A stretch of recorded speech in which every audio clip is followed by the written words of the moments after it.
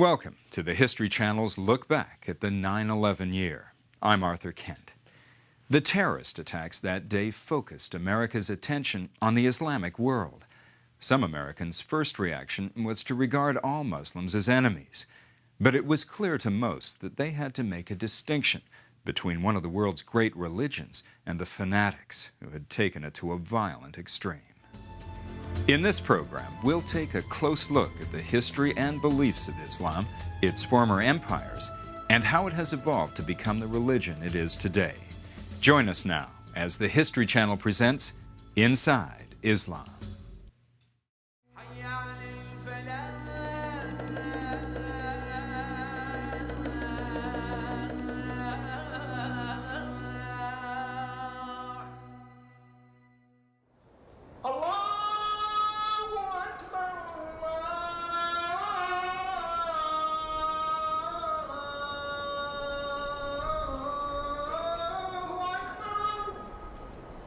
It is a sound heard around the world 5 times a day.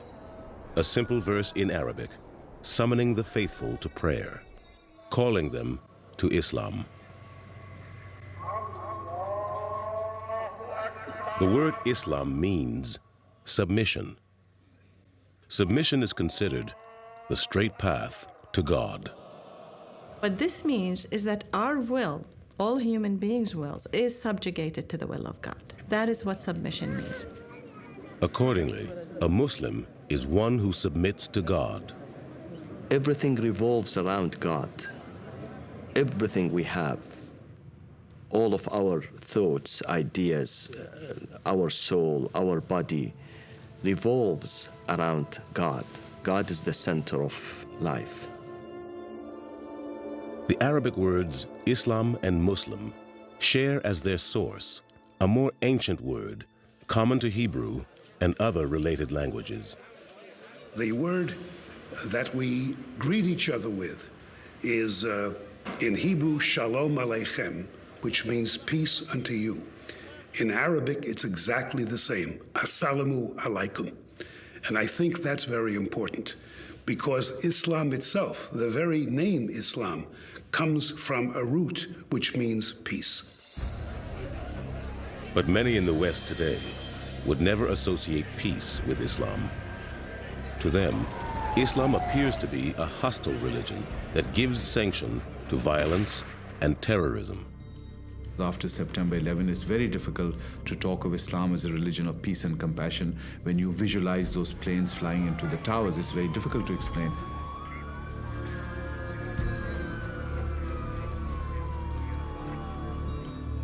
But recent events are not entirely to blame for this perception. It is rooted in 1,400 years of history. Really take a step back and look at the major world religions, the ones that have stood the test of time. Islam is the only tradition that has really ever threatened the existence of Christianity.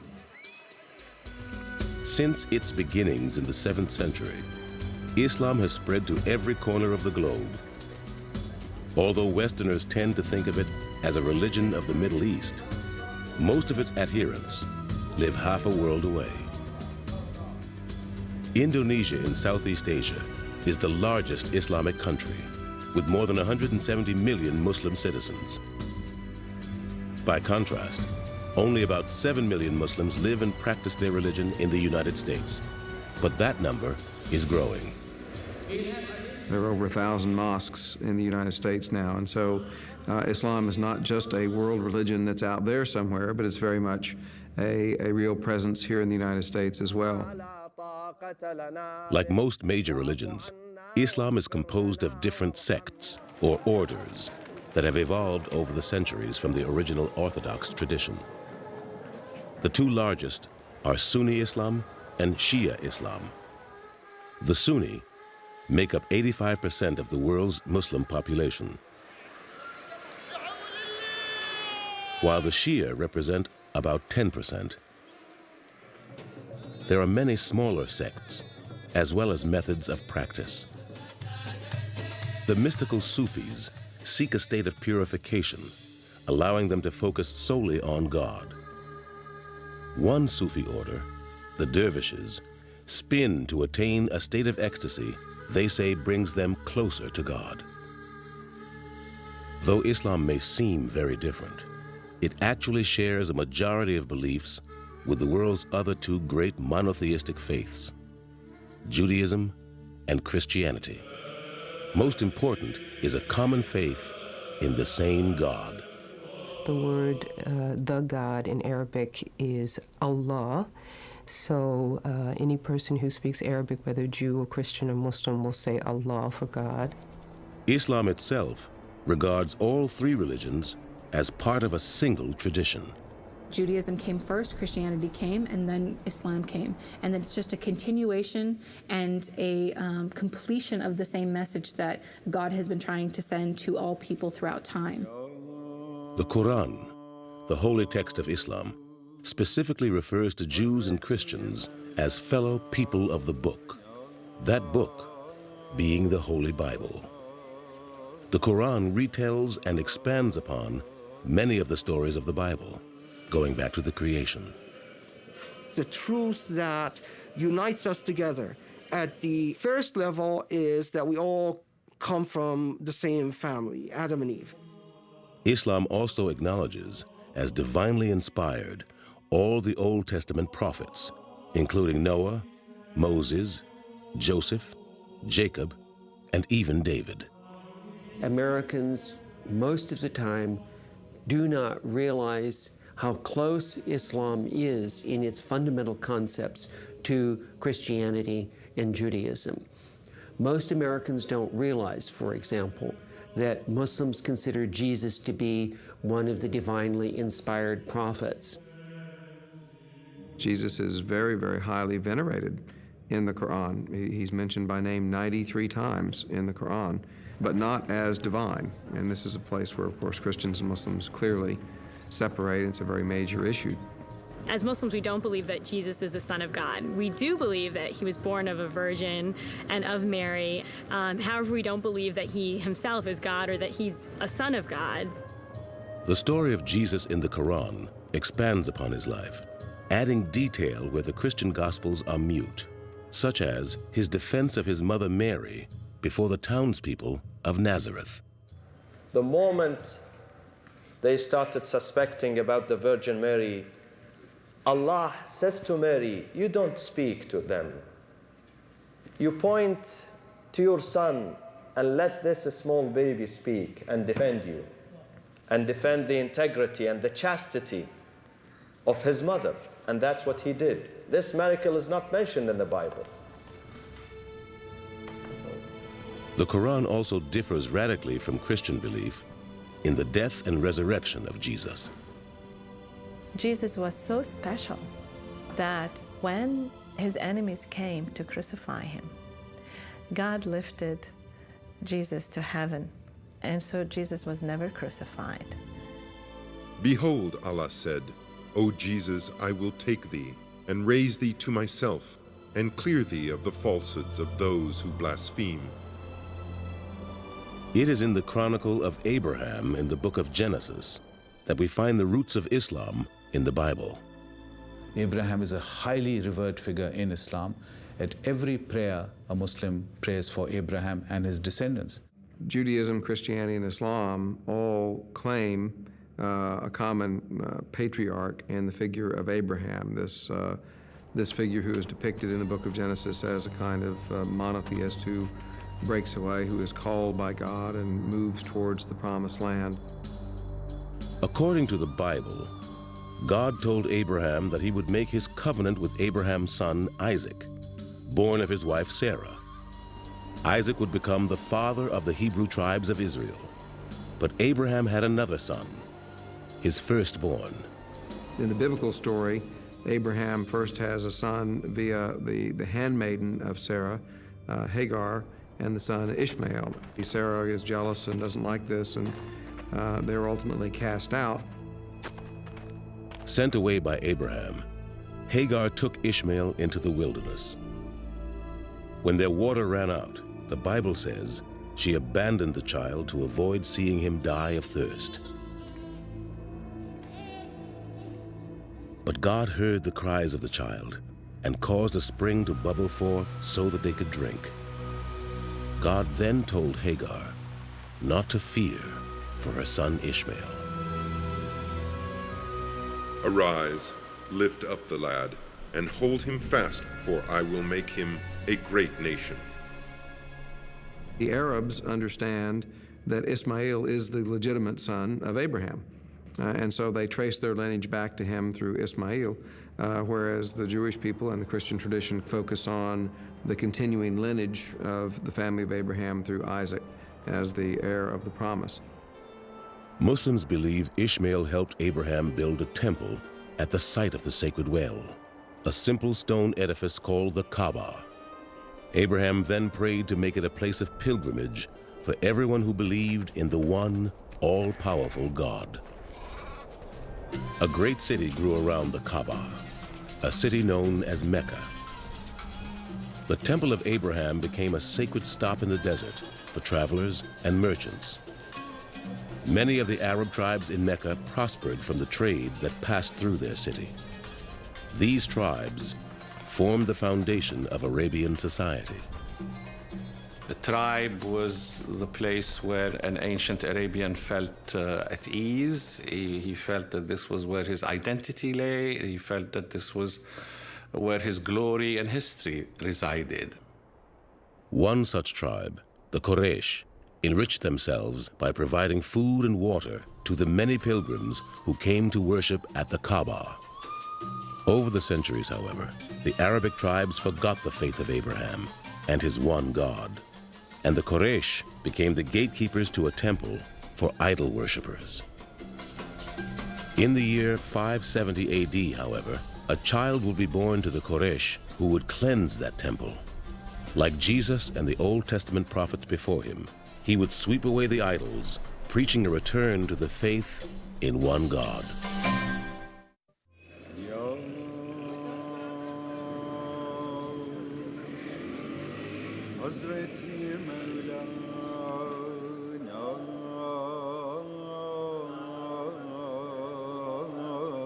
His name is spoken 1,000,000 times a day on the streets of every big city in the world, often accompanied by the blessing, "May peace be upon him."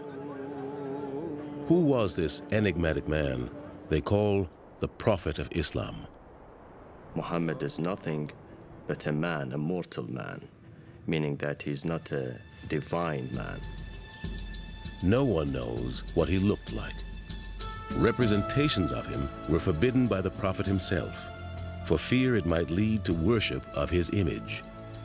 In contrast, in Christianity, there are many representations of Jesus in statues, pictures, drawings. It's hard to enter any Christian church and not see a picture of Jesus. Tradition holds that, like Jesus before him, Muhammad was born under the sign of a brilliant star. Legend has it, the child's umbilical cord was mysteriously cut without human help. About his early life, we don't know much because as Islamic history developed, Muhammad's life began to be shrouded in legends. What is known is that Muhammad's father died before his birth, leaving the boy unprotected and vulnerable in a strongly patriarchal society.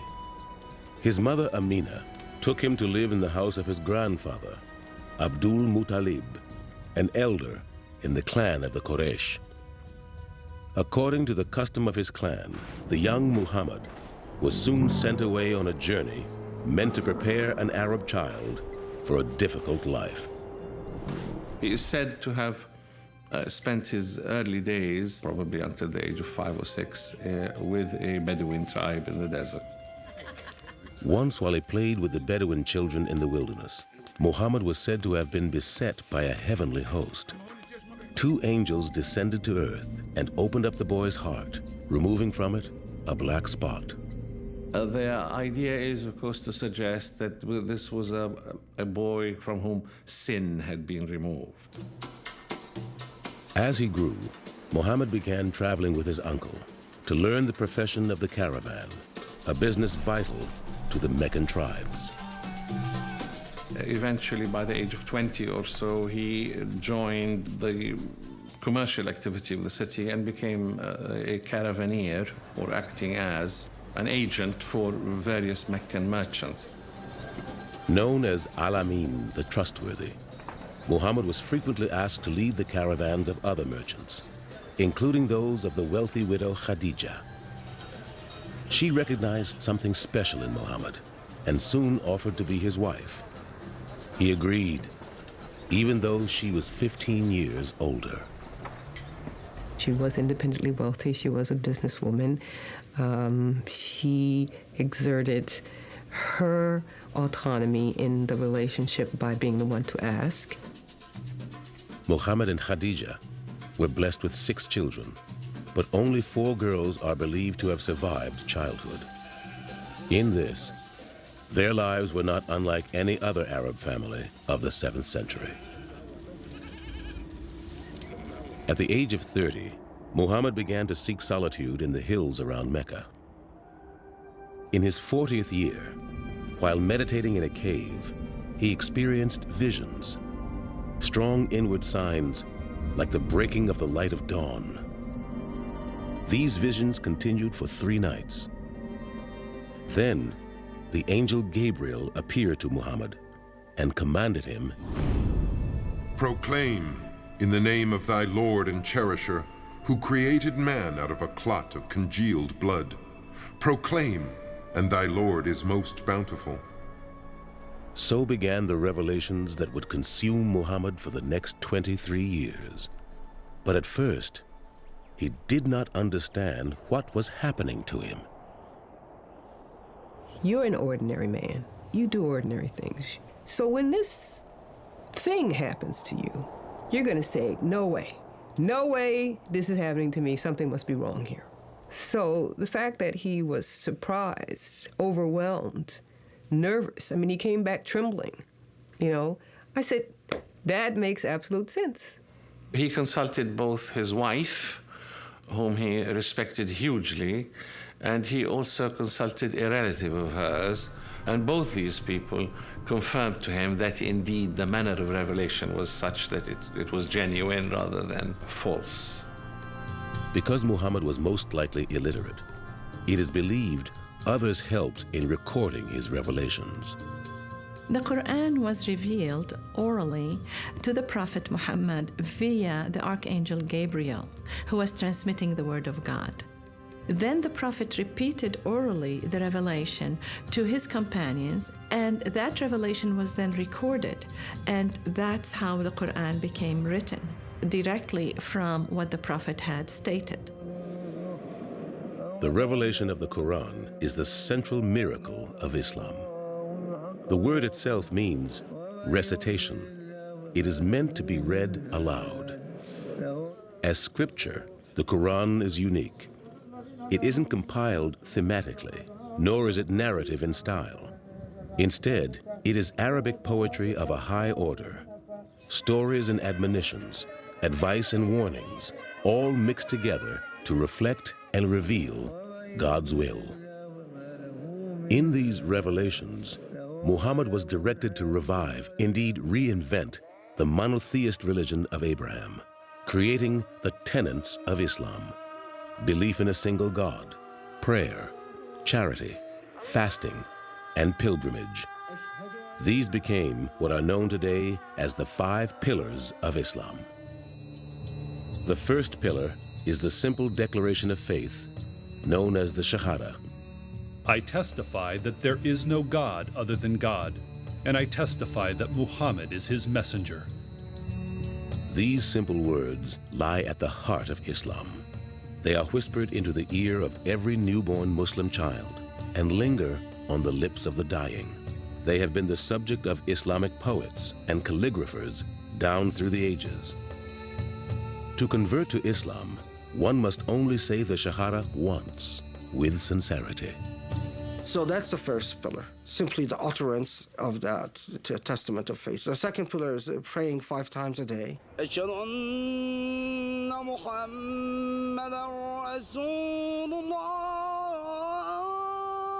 Called the Salah, these ritual prayers are said while facing the city of Mecca. They are observed at 5 specific times each day: at dawn, midday, in the afternoon, at sunset, and in the evening before going to sleep. It acts as a constant reminder, a constant engagement with the divine. For me, prayer is an act of checking out of my life, getting focused, and returning back to my life in a better and purer state. Cleansing, whether merely symbolic or a full ritual bath, is required to enter into a state of communion with God. The environment for prayer must be clean as well. A prayer rug keeps the faithful from contact with the unclean ground. The way that we begin our prayer is by throwing our hands up over our shoulders and saying Allahu Akbar, which is God is greater, meaning that God is more majestic and more powerful than anything that we know, and by throwing our cares away in some ways also. But no matter what country one prays in, the prayers themselves are always spoken in Arabic, believed to be the immutable word of God as revealed to Muhammad by the angel Gabriel. They have remained unchanged since first spoken in the 7th century AD. At that time, Muhammad's revelations and their message of a single true God offended many and soon began to divide the tribe of the Quraysh. It would bring civil war to the sands of Arabia. The Prophet Muhammad succeeded in building a new community in the Arab world, a community that was not based on clan or tribe, but on faith. Within 100 years, that community and that faith spread rapidly into an empire that dominated much of the world. It was the first triumphant age of Islam, and it would not be the last.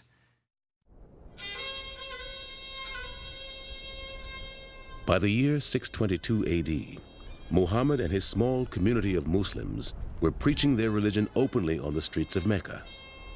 But their actions soon angered the idol worshippers and the tribal elders of the Quraysh. There were idols all around the Kaaba and in the enclosure in Mecca. And they would have annual festivals also where people would come and they would have commerce there and trade and perform the pilgrimage, which was at that time connected with idol worship as well. As hosts of the Kaaba, the Quraysh were embarrassed by Muhammad's sermons against those pilgrims who brought their tribal gods to its altar. So the Quraysh began a campaign of social and economic persecution of Muhammad and his followers.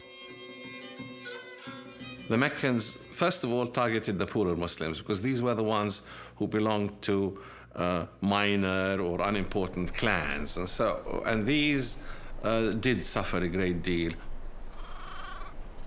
To make matters worse, Muhammad's uncle died, leaving him without a strong political ally in Mecca.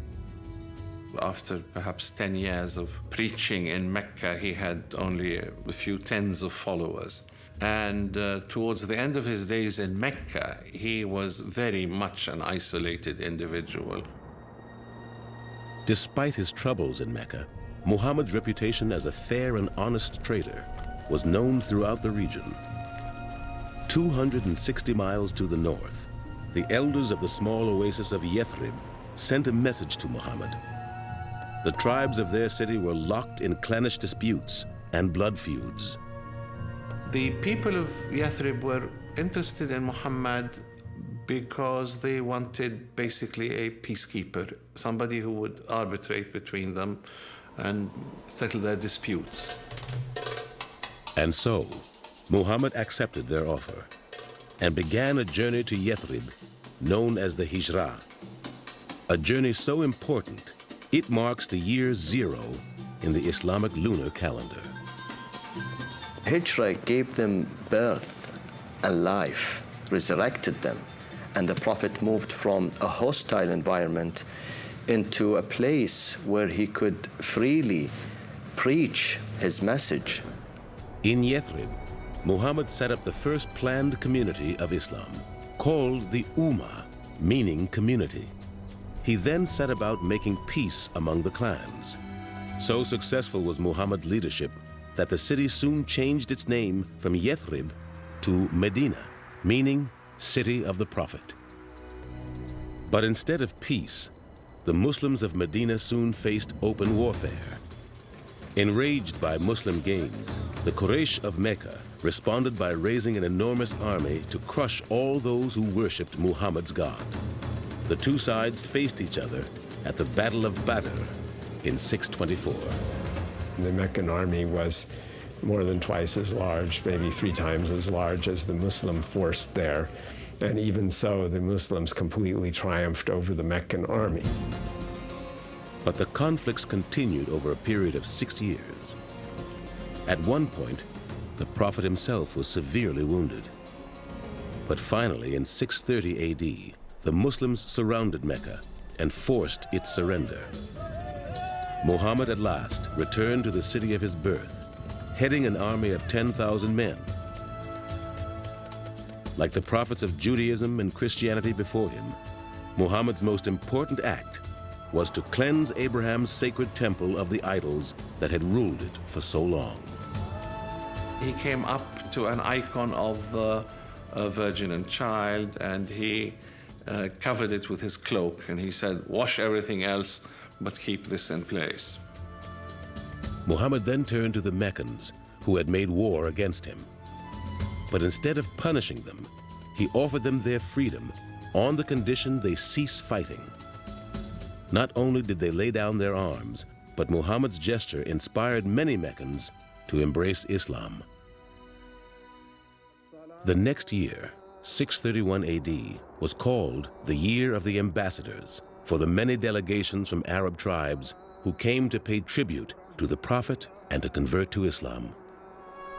1 year later, on June 8th, 632, Muhammad died of fever. He was 62. At that time, Muslims controlled the entire Arabian Peninsula. Within 15 years or so, the Muslims have acquired an empire. They became the superpower of the time. There was a kind of a roller coaster of conquests. Within a century, the Empire of Islam encompassed an area larger than that of Rome at its peak. It was ruled by the first royal dynasty of Islam, the Umayyads. The Umayyads were a family of Meccan nobles before Islam who also became Muslims and became the rulers or caliphs or khalifas in Arabic after 661 until 750. And they presided over the Muslim state, its largest territorial extent from Morocco and Spain in the west to China and India in the east. And with every conquest, thousands converted to the new religion, some at the edge of a sword. But the vast majority of conquered people embraced Islam slowly over generations. For several centuries after the rise of Islam, Muslims continued to rule as a minority. The order that the Muslims brought with them was one which was more favorable to the local communities, so that the local communities decided that it's in their interest actually to live under Islam. As fellow people of the book, Jews and Christians were generally exempt from forced conversion to Islam, since they too submitted to the one God of Abraham. We have reports, for example, that in the early period, in a place like Damascus, Christians and Muslims worshipped together in the same place. And everywhere they went, the Muslims established a civilization built upon the values of the Quran, as exemplified by the 5 pillars of Islam, the sacred duties of every Muslim. After the devotional prayers of the Shahada and the Salah, the 3rd pillar of Islam is the alms tax, or zakat. Charity is heavily emphasized in the Quran. If you compare what the Quran says in terms of regulating, let's say, the modesty of women, to what the Quran says about charity, there's no comparison. The charity is emphasized 10 times more. The zakat is required of all Muslims with the ability to contribute. So everything that you own, you take 2.5% and you give it. You pay it directly to the poor. Today, local mosques or Muslim community organizations usually collect the zakat. But unlike tithing in a church, the zakat cannot be used to pay for the operation of a mosque. Instead, it must be entirely distributed to those in need. The fourth pillar of Islam is the sacramental fasting of the holy month of Ramadan. Ramadan is a month in the Islamic calendar, and it's the month that Muslims believe the Quran was revealed to Muhammad, so it's a very holy month for Muslims. Now, the fast means from the first twilight in the morning, about an hour and a half to 2 hours before sunrise, to sunset, you don't drink or eat or have any sexual activity.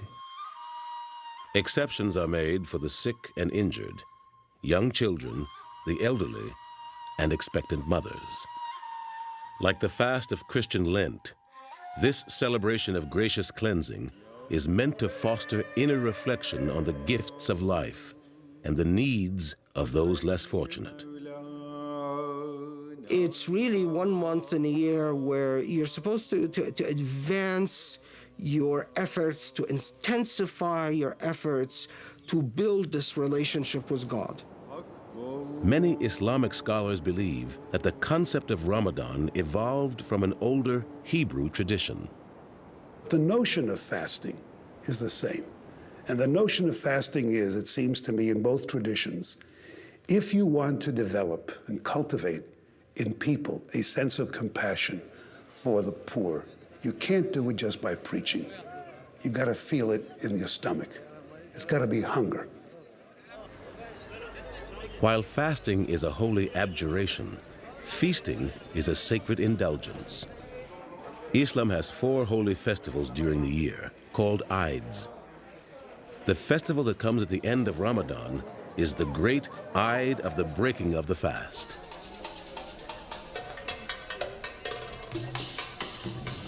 Another holy festival celebrated only by the Shia falls during the month of Muharram in the Islamic lunar calendar. It commemorates the death of Hussein, the grandson of the Prophet Muhammad. Hussein's death in 680 AD marked the first great schism of Islam, when the Shia split from the Sunni.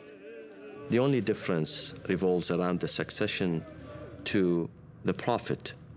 Who is entitled to succeed the Prophet and lead the nation?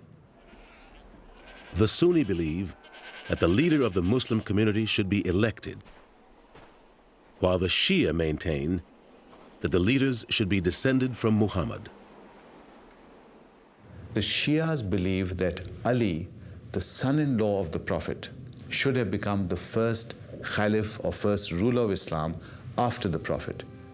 As the son of Ali and one of the Prophet's daughters, Hussein was said to have been chosen by God to lead the Muslims.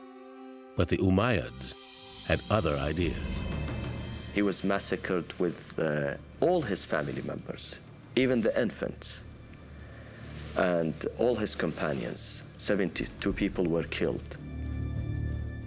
The Umayyads, who later became Sunni, continued to rule for another 70 years. But constant Shia rebellions eventually brought about their downfall. In 750 AD, the first House of Islam collapsed. But the erosion of the old empire would also give rise to a new golden age of Islam.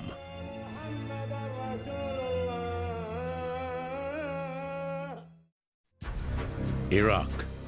Today, an Islamic nation at odds with the world. Its capital city of Baghdad, the scene of night bombing attacks during the Gulf War in 1991. But it was here in the 8th century that Islam gave birth to a golden age of learning. It started with the rise of the second great dynasty of Islam, the Abbasids, a family descended from the uncle of the Prophet Muhammad, Abbas. At the center of their empire, the Abbasids built a city that became legendary for its beauty, Baghdad. Baghdad was built as a cosmopolitan city which would serve both as the capital of the empire, and it was a vast empire stretching from Central Asia to the Atlantic. But also, this site would serve as the cultural center.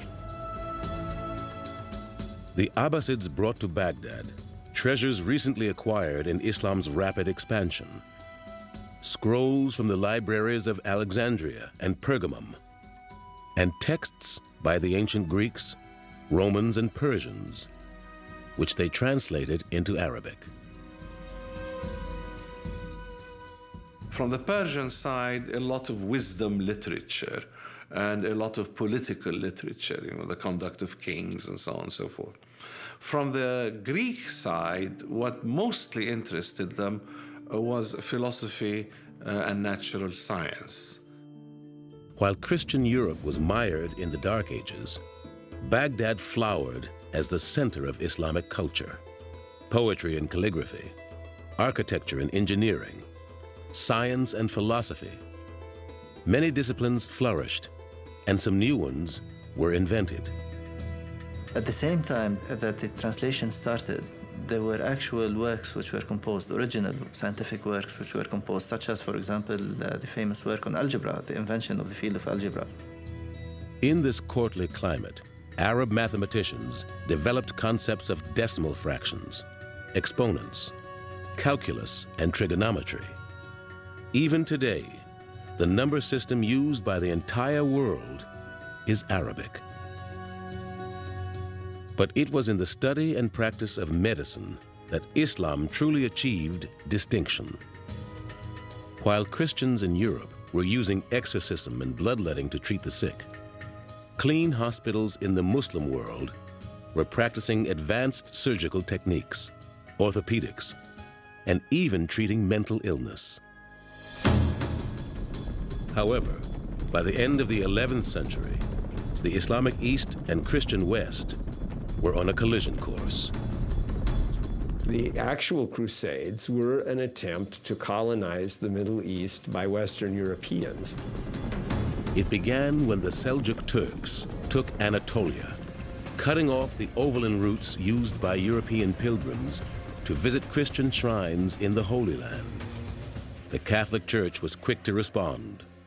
Pope Urban II in 1095 preached the First Crusade, and that was because Jerusalem, he said, was held by the infidels.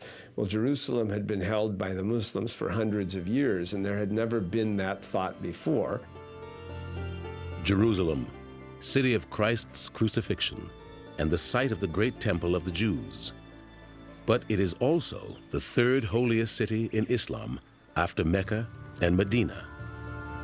In Islamic tradition, Muhammad, during one of his revelations, was spirited from Mecca to Jerusalem on the creature called Burak. Where the Dome of the Rock now stands, Muhammad ascended to heaven. Other than the revelation of the Quran, it is the only miracle claimed by Muhammad.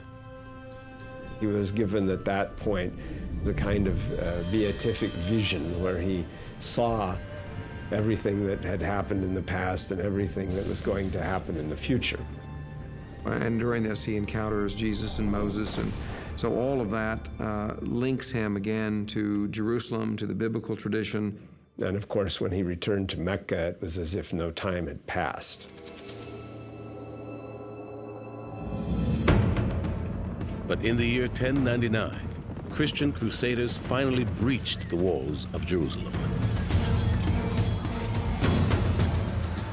That night, 30,000 Muslim defenders of the city were slaughtered, causing the streets to run red with blood.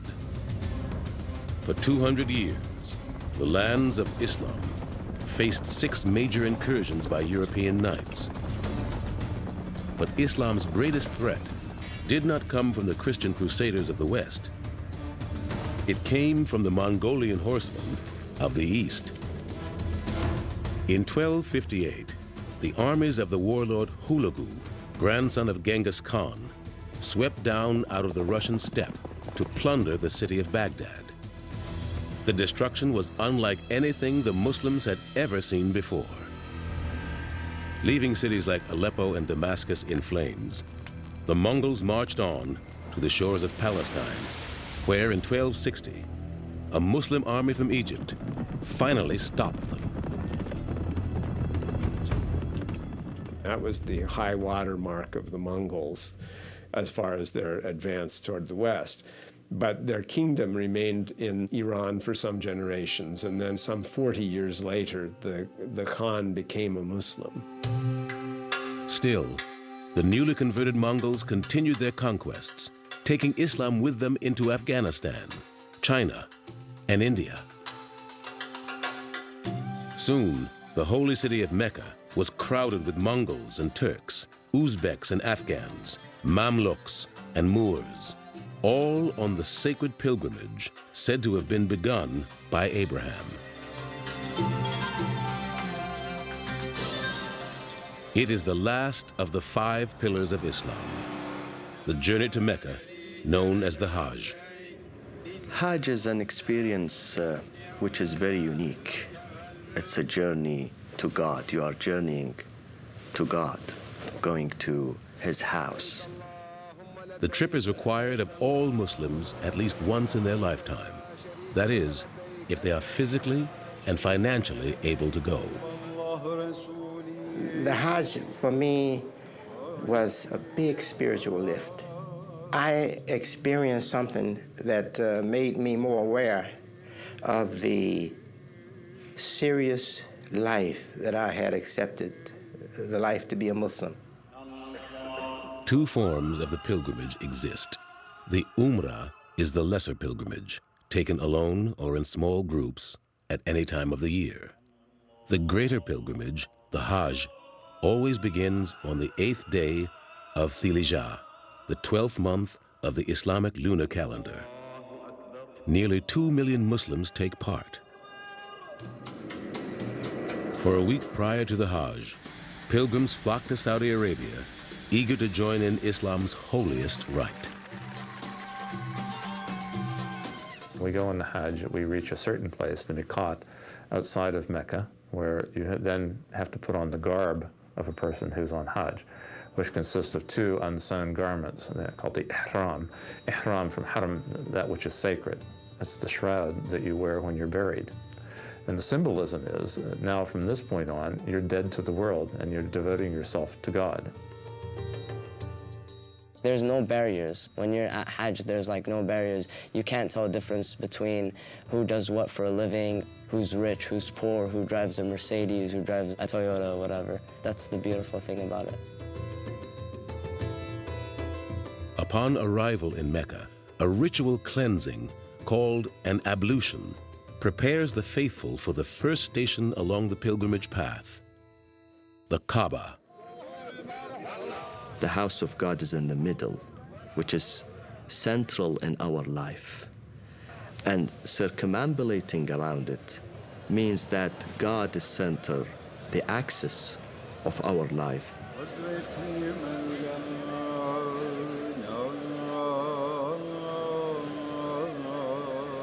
Said to have been built more than 4,000 years ago by Abraham himself, the Kaaba, which actually means cube in Arabic, has been rebuilt many times over the centuries.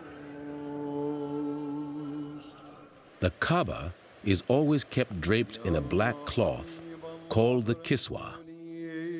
Replaced every year, it is embroidered by hand in gold thread with verses of the Quran. And then we march between 2 small mountains, Safa and Marwa, reiterating what Hagar, the wife of Abraham, did when she was searching for water for her son, Ishmael. Today, the entire length of this ancient path is protected under one roof and fully air-conditioned. This march between 2 mountains 7 times back and forth represents our struggle in life. The next morning, 2 million pilgrims descend upon the otherwise desolate plain of Arafat, 7 miles outside the city of Mecca. Here, the Muslims spend the entire day and much of the next night in quiet prayer and meditation. confessing their sins to God. We stay one whole day in the desert with nothing with us. Just like the day we were born, we had nothing. We leave everything behind. Men, women, black, white, red, all sorts of languages. Imagine 2 million people.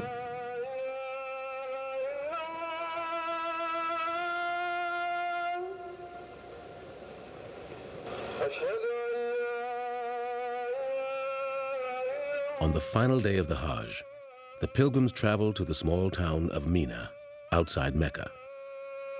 Here they stopped to throw 7 tiny stones at a granite pillar. Based on a tradition established by the Prophet Muhammad, it symbolizes the stoning of the devil and the rejection of sin. If someone performs the pilgrimage sincerely and correctly, then their sins are forgiven for what they did before, and that is considered a repentance that God hopefully will accept. Before departure, a last prayer service is said around the holy Kaaba. So sacred, it is the object every Muslim must face while praying, no matter where in the world they may be. For me, I'll never forget what it was like to see the Kaaba for the first time. You spend your life praying 5 times a day in the direction of Mecca. You spend your life envisioning it and remembering it as a place where Prophet Muhammad lived. I remember that I instantly started crying and that tears were streaming down my face because it was almost like returning home for me. I felt closer to God. Today, the many faces of Islam can still be seen on the Hajj in Mecca. Muslims from all over the world converge here to wash away their sins, commune with God, and find spiritual renewal. Their diversity is Islam's strength. It is precisely that strength that would give Islam another great age with the rise of the Ottoman Empire. The writings of great thinkers like Aristotle and Plato, which formed the basis of modern Western culture, may not have been preserved were it not for Islamic scholars.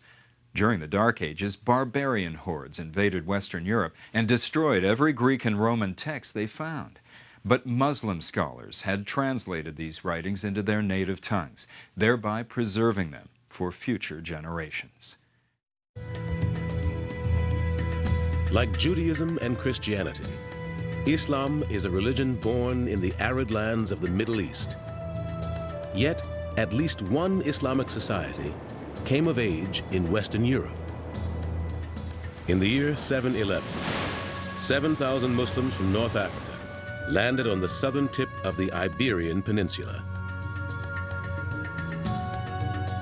They named the massive rock they found there after their leader, calling it Tariq's Mountain, Jubal Tariq in Arabic, Gibraltar in Spanish. It was here in Spain that Islam gave shape to a truly remarkable civilization. A civilization is judged by its libraries, by its public baths, by its open debate, by the interaction of cultures and freedom and tolerance. And here we had exactly these things 1,000 years ago in Spain.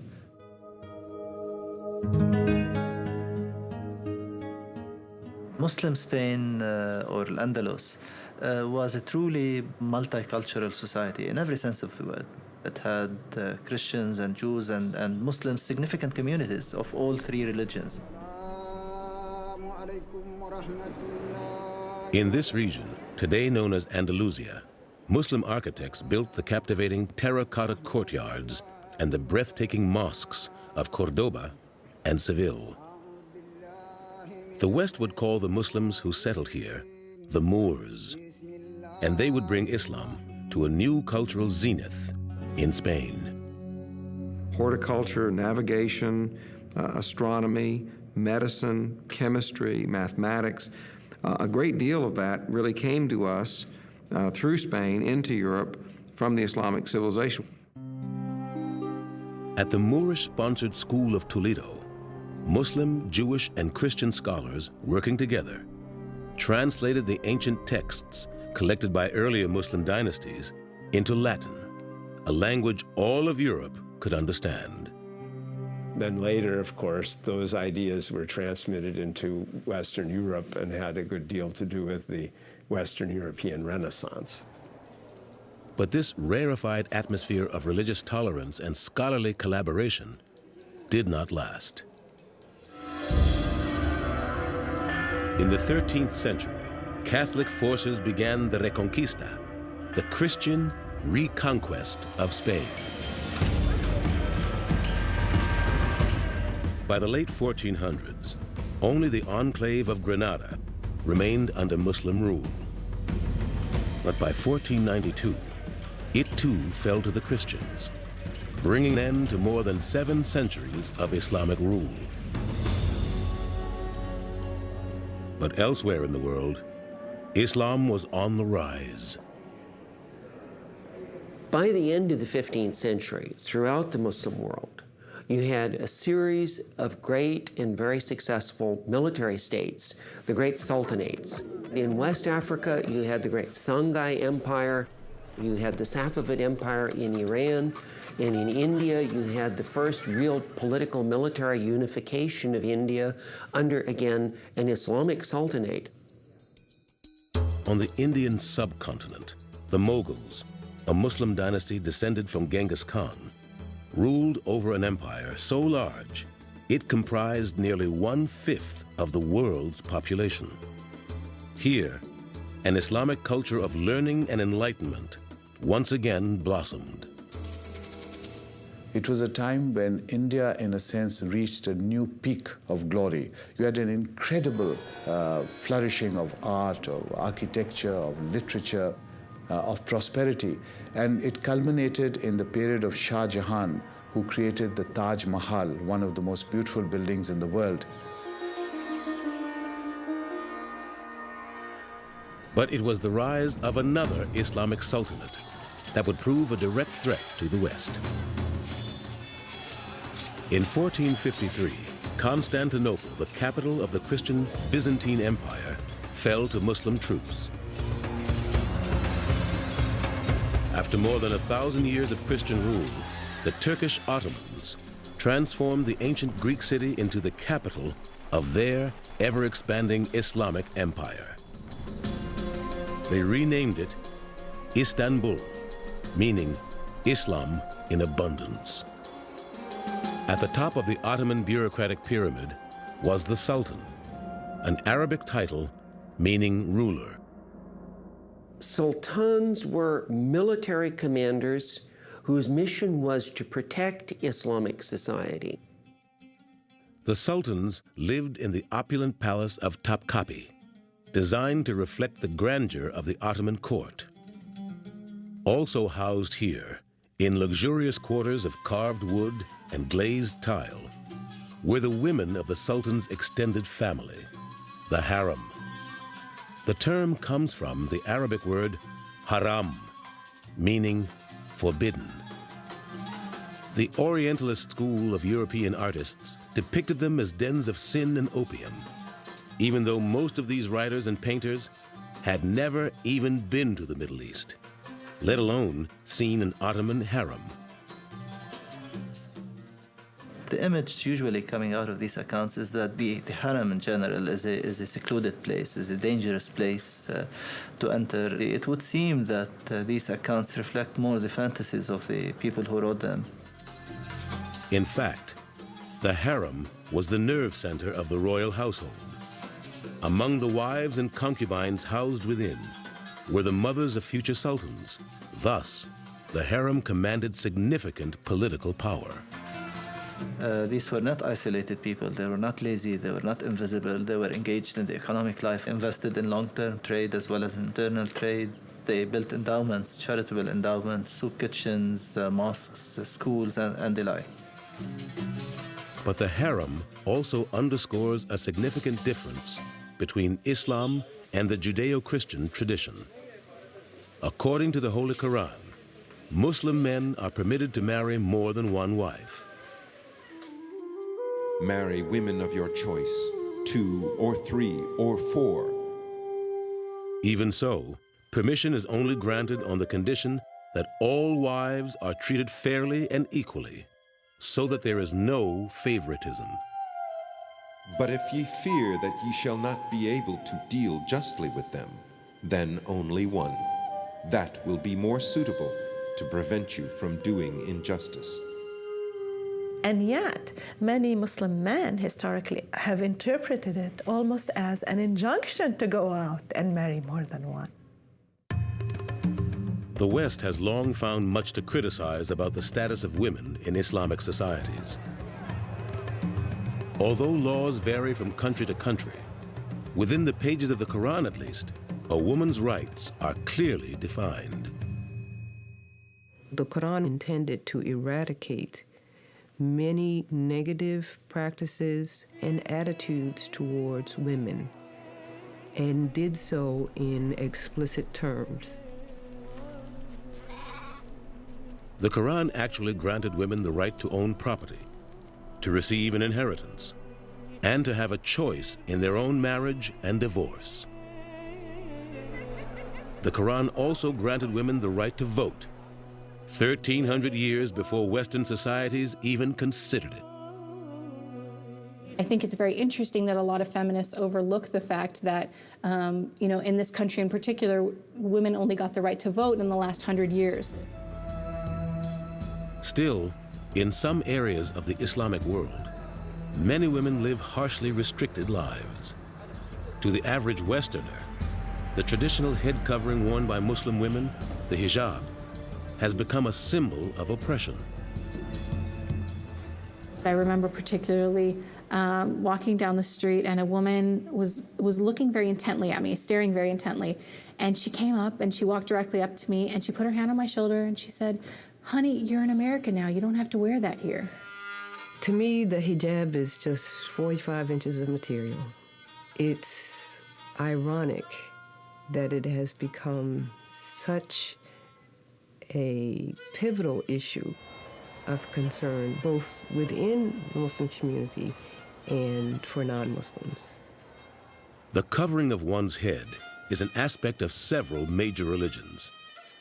Today, many Christians and Jews continue to honor this ancient symbol of humility before God. Likewise, some Muslim women choose to wear the hijab only during prayer and other religious occasions. I don't wear the hijab. I decided not to wear it. I think modesty is something that comes from the inside out. It's not just about one scarf, one piece of cloth. That doesn't make you a good Muslim. To read it literally, the Quran requires modesty of both women and men.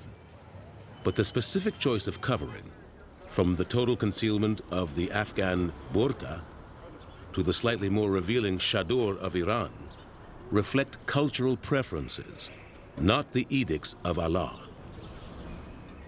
Islam was never meant to be a religion that oppresses women. It's just turned out that way because of the way it's manipulated by people who are really expressing their own culture that's patriarchal and tribal and is a reflection of what the society was like before Islam came to the world. Yet, by the end of the 18th century, no veil could protect Islam from the intrusion of the West.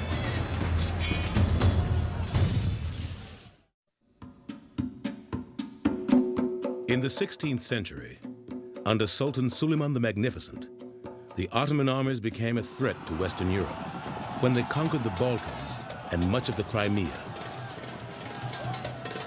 The Ottomans laid siege to Vienna, capital of the Austro-Hungarian Empire, in 1529, and again in 1683. But this was the farthest into Europe that the Islamic Empire would ever reach. By the 18th century, the Ottomans could no longer keep pace with the emerging Western European powers. The question of why that change took place is one that is embedded, I think, in the broader developments of world history, that the real difference in the 18th century is the coming of the Industrial Revolution. The Ottomans' once brilliant bureaucracy became bloated and corrupt. Their powerful sultans reduced to political weaklings. The great Ottoman Empire was beginning to crumble. In the early summer of 1798, a fearless young French general named Napoleon Bonaparte and his invasion force stepped ashore at Alexandria on the Mediterranean coast of Egypt. A few weeks later, in the Battle of the Pyramids, Napoleon easily defeated a larger Egyptian army and captured the city of Cairo. Over the next century, France and England took advantage of weakening governments throughout the Middle East. Various areas were taken at different times, but on the whole, each conquest shared some characteristics with all the other ones, and that was that the Europeans had a definite idea of ethnic superiority, which made an absolute line between them and the conquered people. And that line was all the more clear with the Muslims because the Muslims were different in religion as well. European pathways to power followed different routes.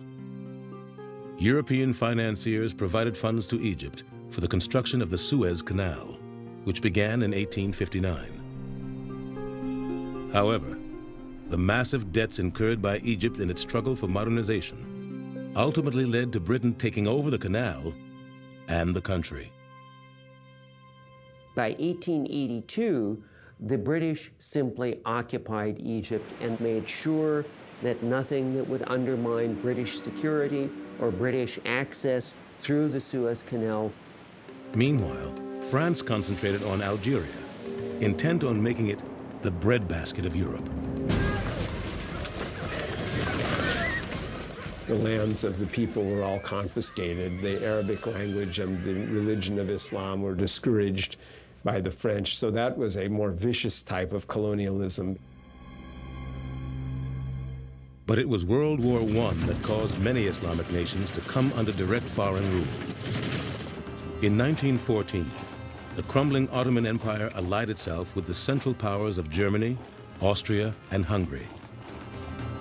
Upon their defeat in 1918, the remaining Ottoman territories became spoils of war, to be divided up among the winners. Britain obtained control of Egypt, Palestine, and Arabia. France took Lebanon, Syria, Morocco, and Tunisia, in addition to its already established colony of Algeria.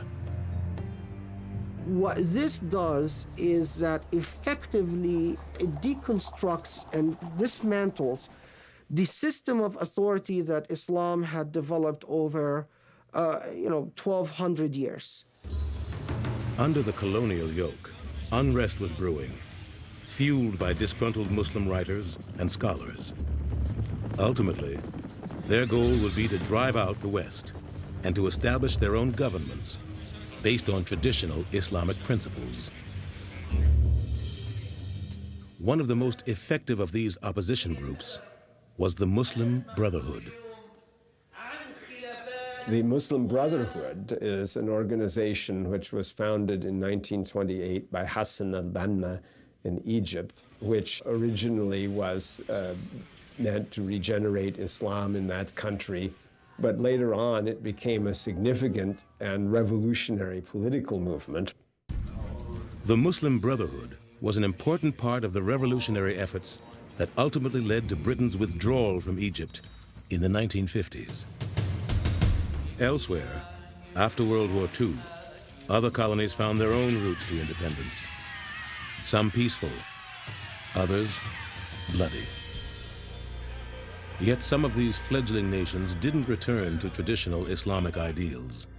Instead, many new states fell under power-hungry secular and authoritarian governments, often corrupt reflections of the Western colonialism from which they won their freedom. Most people in the West forget that one of the most important heritages of imperialism throughout the world, and in particular in the Middle East, is that imperialism brought to the Middle East real ideas and skills in having central authoritarian governments. The groups resisting these new forms of rule became known as Islamists, whose message is reflected in the words of Sayyid Qutb, leader of the Muslim Brotherhood. It is necessary to revive that Muslim community, which is buried under the debris of the man-made traditions of several generations, and which is crushed under the weight of those false laws and customs which are not even remotely related to the Islamic teachings.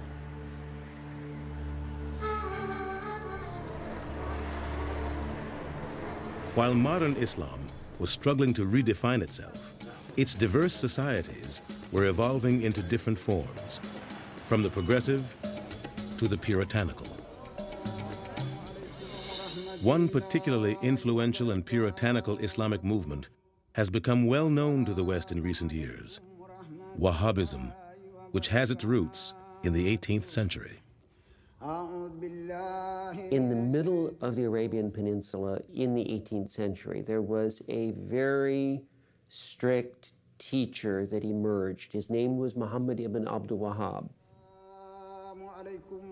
Muhammad ibn Abdul Wahhab achieved a fanatical following among the Bedouin tribes of Arabia by preaching an ascetic, puritanical form of Islam. His followers, the Wahhabis, first gained political power when they forged an alliance with the House of Saud, an ancient royal Arabian bloodline. You had a tribal chieftain, Muhammad ibn Saud, and a puritanical teacher, Muhammad ibn Abdul Wahhab, creating then a system which is the foundation for the Saudi state that was created in the 18th century. These Saudi leaders became the royalty of modern-day Saudi Arabia. And so that the foundation of the Saudi state then today is this combination of a desert warrior spirit with a mission of puritanical Islamic reform. Thanks to the abundant fossil fuels welling up from their ancestral homelands, the Saudi royal family commanded a new source of wealth: oil. With these riches came power, and Wahhabism grew in influence throughout other parts of the Middle East. Petrodollars earned from Middle Eastern oil enriched the Saudi royals. In keeping with charity, the third pillar of Islam, the royals helped fund social programs, build hospitals, schools, and mosques.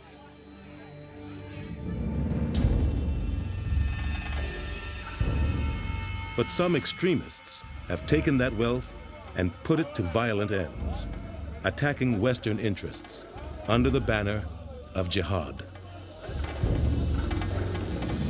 Jihad.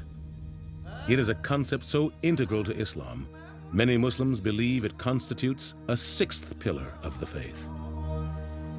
But many Muslim scholars and practitioners decry the simplistic warlike interpretation of the term. The Arabic to English translation of jihad is struggle, and a sacred struggle or a holy struggle, but it is first and foremost an inner struggle. Growing up in America as a Muslim, I had friends who were dating, I had friends who were drinking, doing all kinds of things that weren't permissible in Islam. And for me, that was my jihad. That was my struggle to deal with those temptations and overcome them and say, you know, this is something that my religion doesn't allow. The greater jihad is to struggle against your base desires. The lesser jihad is to struggle against an enemy. It is a radical interpretation of this lesser definition of jihad, with which most of the world is now too tragically familiar. Over Muslim history, the term jihad has more often meant just war. So it is a kind of just warfare, and that, in the modern sense, is very often determined to be defensive war against external aggressors. Even so, the Quran places restrictions on those who would wage this type of warfare. Fight in the cause of Allah those who fight you, but do not transgress limits. For Allah loveth not transgressors. In Muslim warfare, it's prohibited to kill women and children, to kill non-combatant civilians, for example. These things are all completely prohibited. Yet recent events have shown that for many thousands of Muslims, the end justifies the means in their definition of holy war.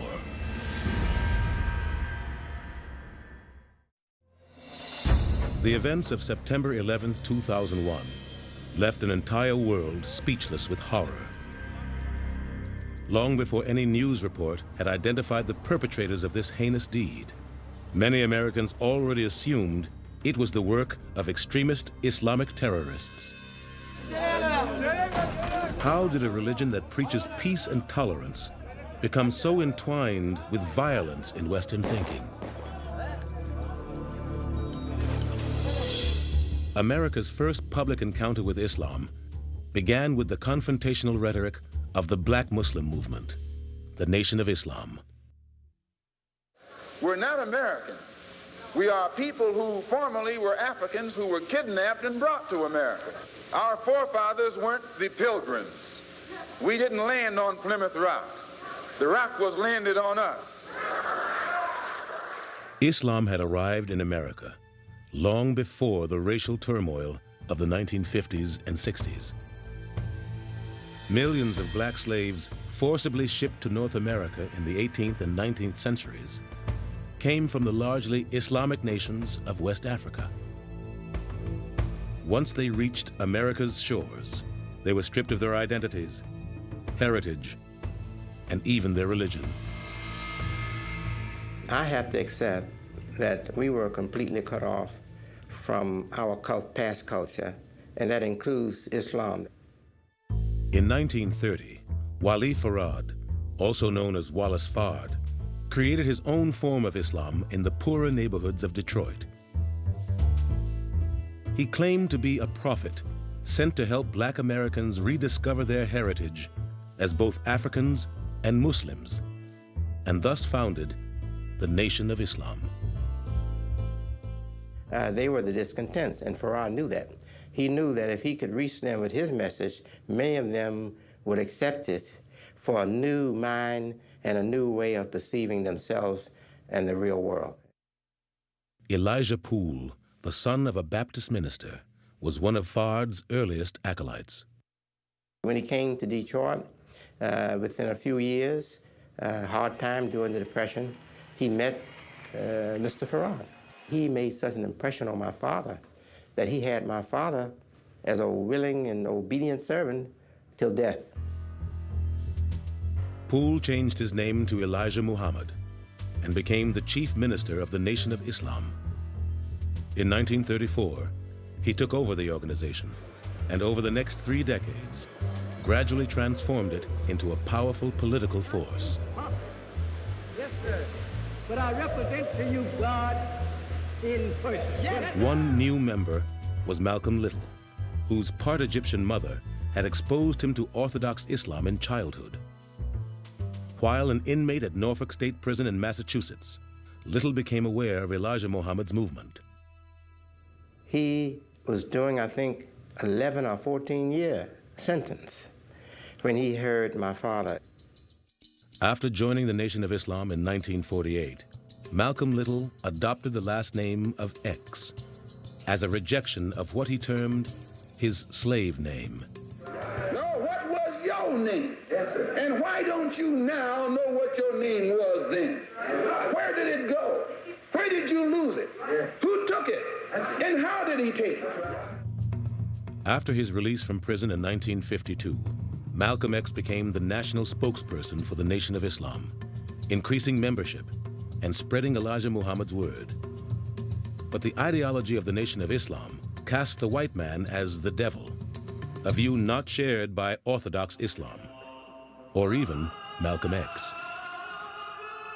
Wrestling with his private beliefs and public role, Malcolm X was seen as a threat to the organization. In 1964, he was expelled. Not long after, he set off on what became his pivotal pilgrimage to Mecca. It was on the pilgrimage to Mecca that his eyes were really open. He looked around and he said, my goodness, you know, there are people with blonde hair and blue eyes and people with very dark skin, and he saw that Islam was a religion of people of all races and all nationalities, and that really sort of gave the lie to some of what he was being taught by Elijah Muhammad. Malcolm X returned from Mecca preaching an enlightened view of Islam, what many today call traditional or global Islam.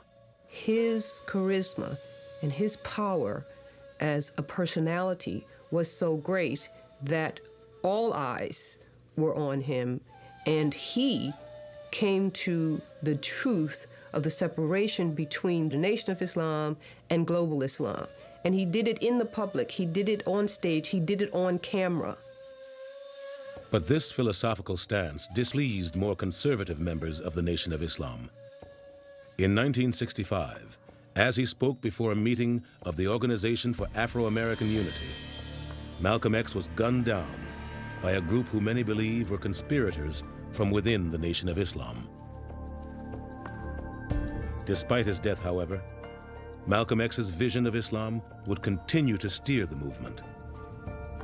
When Elijah Muhammad passed away in 1975, his son assumed a new leadership role. When the son, Waris Dean Muhammad, took over the organization, he had already made that transition with Malcolm. And I told them, we are Muslims now, we're following the Quran. We should identify more clearly with Muslims all over the world. In 1976, W. Dean Muhammad changed the name of his father's movement to the World Community of Al-Islam in the West. And today, most African American Muslims worship side by side with Muslims of all races and colors from every corner of the world. Some, however, rejected this reform and became followers of Louis Farrakhan's splinter group, which he also named Nation of Islam. But Americans were soon to be faced with more images of Muslims at odds with the West. This time, the flashpoint was Israel. From its birth in 1948, Israel has been the focus of a bitter territorial dispute. Many of its early opponents were not Muslims, but Palestinian Christians. In recent years, however, the conflict has taken on the qualities of a holy war. 1967. In the Six-Day War, Israel successfully crushed the military forces of the threatening Arab states. The victory would only escalate the tensions in the Middle East. 12 years later, Americans would awaken to the fact that they too were targets of rage, this time from fundamentalist Muslims. In the wake of a popular rebellion against the US-backed Shah of Iran, the Ayatollah Ruhollah Khomeini, a highly respected Shia cleric, returned from exile in France to establish a new Islamic government. The Ayatollah's revolution, which symbolized the response of ordinary Iranians, was also a response to modernity itself. How far would the modern age impinge on and change traditional life in Iran? A lot of people felt there were too many changes taking place and too fast. Because it was seen as an ardent supporter of modernity at the expense of Islamic values, the US was cast as the Great Satan. In 1979, Iranian revolutionaries seized the American embassy in Tehran, holding its diplomatic personnel hostage for 444 days. The Ayatollah Khomeini was now transformed from an Ayatollah talking of religion and theological matters into a practical ruler. Now, the big question, of course, is how a cleric transfers or transforms from a man of scholarship into a man of administration. And sometimes that transformation is not a very successful one. In 1981, the forces of Islam turned against one of their own. Many Muslims were enraged that Egypt's president, Anwar Sadat, had signed a US-brokered peace treaty with Israel. But the soldiers who participated in Sadat's assassination were Islamic extremists intent on establishing a fundamentalist Islamic state in Egypt. There was real concern for the first year or two that there would be a major Islamic revolution in Egypt. That didn't happen. The average Egyptian was not inspired by the Iranian Revolution to move in that direction. In 1990 and 91, America became directly involved in the Middle East conflict, leading an international coalition against Iraqi dictator Saddam Hussein's invasion of Kuwait in the Gulf War. Hussein's aggressive campaigns, however, had no connection with Islam. Saddam Hussein is far from an Islamic figure. He is a military dictator, he's a tyrant, he tortures, his citizens disappear. He's gassed and killed the Kurds up in the north, he's killed and bombarded the Shias in the south. But remember that he has a certain symbolic significance for the Arab world, because people are giving a choice to themselves. Do we support a Muslim ruler, however bad, or do we support America, which is attacking a Muslim ruler? In more than 50 years of Arab-Israeli conflict, the world has witnessed a multitude of atrocities committed in the name of Islam. Assassinations, hijackings, and more recently, suicide bombings.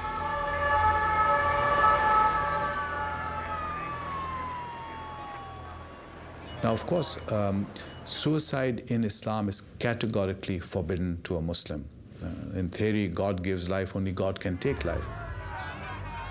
Today, radical factions of Islam have honed in on the United States as a target of terrorism, culminating in the attacks of September 11, 2001.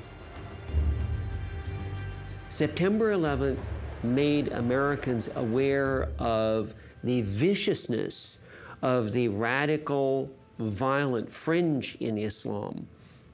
But it also, paradoxically, made more Americans aware of the fact that there are Muslims who are their neighbors who care in the same way that they do. Muslims of the world are at a crossroads. How will they define their faith in the modern world?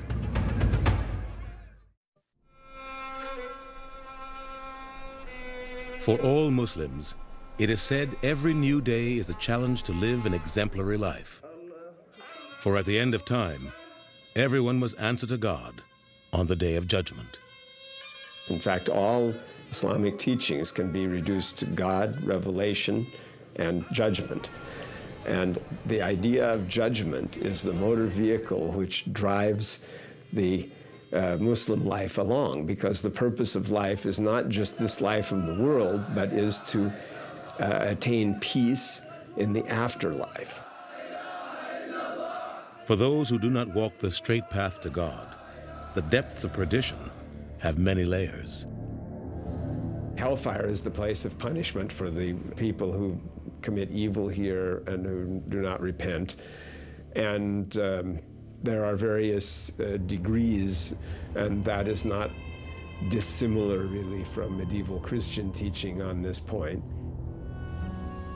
For those who submit to the will of God and seek repentance for their sins, a great reward awaits. Paradise would be a place where there would be no suffering, and that there's the reward of those who do good in the test of this life. But when Judgment Day arrives, Muslims believe they will not look on the face of God, because God has no form that humans can possibly comprehend. Allah is He who raised the heavens without any pillars, and it is He who spread out the earth and set thereon mountains standing firm, and flowing rivers, and fruit of every kind.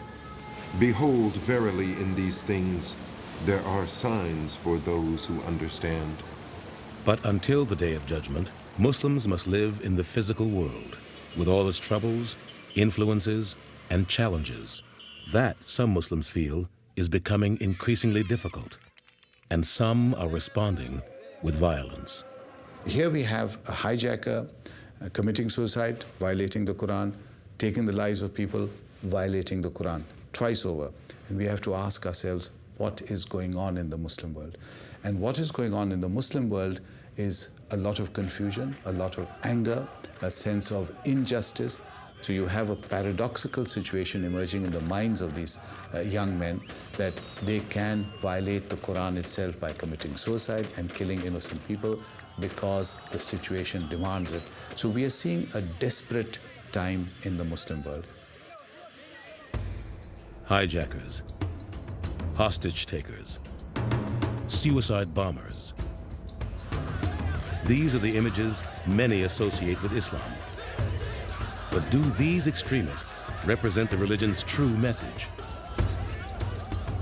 Even though people know that there are a lot of things that Christians have done, they tend to talk about the teachings of Jesus as though that somehow represents Christianity, not what Christians have actually done. And then they look at Islam and don't know what the Quran says or what Muhammad taught through his sayings and actions, but see the behavior of extremists and think that represents Islam. It is understandable to fear those terrorists who claim to act in the name of Islam. However, nerve gas attacks in the Tokyo subway, IRA bombings in Britain, the carnage in Oklahoma City, these and other recent events show us that Islam holds no monopoly on terror. After the Oklahoma City bombing, we did get a letter in the mail with a clipping about the bombing, and somebody had put a Post-it note on it saying, "Look what your people have done." In the end, it turned out that a white American man was responsible, Tim McVeigh, so I guess they were right. It was one of my people who did it because I'm American too. Islam is a dynamic religion that thrives in some of the most modern places on earth and struggles in many of the most troubled. I feel that the saddest thing that has happened to Islam in the contemporary age is the Arab-Israeli conflict. Why? Because it has become, among so many people, impossible to attempt to talk about Islam, think about Islam, engage Islam without immediately thinking about this one bloody conflict that won't go away. There's going to be a peace sooner or later, either by exhaustion or by attrition or by imposition. There'll be a peace. Now, there is the religious communities have to prepare the heart right now so that the wounds can be healed, so that people can talk together. Though the Islamic world has freed itself from colonial rulers, thus far, few stable and fair governments have emerged to replace them.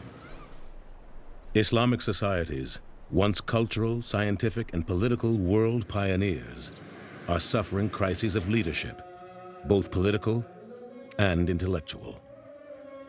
We are seeing a time when Muslim scholars, Muslim leaders really need to be able to understand the Quran, their own tradition, and then relate it to the world and to the wider world events that are taking place within the context of trying to understand and be able to live with other cultures. Because if that doesn't happen, the 21st century will be a very turbulent and a very difficult century for everyone concerned. These different Muslim groups, the African Americans, the Pakistanis, the Egyptians, the Palestinians in America, all of us should be seeking opportunity to come together and have discussion of what Islam is for us in any part of the world and what Islam is for us in this democracy. Iraq is my birthplace. The government of Iraq took half of my family hostages and killed many of them. America gave me freedom and dignity. This is the land where I can worship God freely without fear, without intimidation, without the harassment of the secret intelligence. And I love this country. And I am thankful to God who brought me here to this country and made me feel again that I'm a human. This is a time when religion has to show its real soul. If we don't, I think it will be a confirmation that religion is passé, more than that it's a negation of all of the healthy dreams that all of us have for the future. The biblical imperatives are pretty clear. The two greatest commandments are to love God and to love your neighbor as yourself. And so the question becomes immediately, well, who is my neighbor? Well, surely Jesus wasn't saying only people who look like you and think like you and who worship exactly like you, but it's clearly a reference to other human beings. It is in everybody's interest that our worlds do not collide, but rather reinforce each other, because we all are hoping for the same thing. We all believe basically in the same things. And when we think we don't, it's only because we have looked at each other as stereotypes, not as human beings.